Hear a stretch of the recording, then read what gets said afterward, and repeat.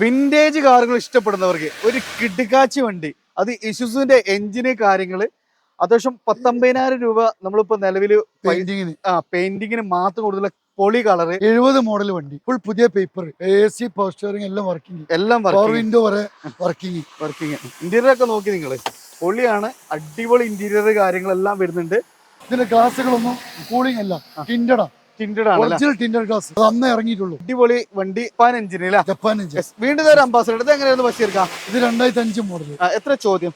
ഇതിന് നമുക്ക് ₹1 ചോദിക്കുന്നത്, മഴക്കാലമായിട്ട് ₹10, ₹90 ഫൈനല്. സ്ലൈഡ് എഞ്ചിനാണ് വരുന്നത്. വീണ്ടും നമുക്ക് സെയിം മോഡലിൽ സ്ലൈഡ് എഞ്ചിൻ ഒക്കെ വരുന്ന ഒരു കിഡ് വണ്ടി.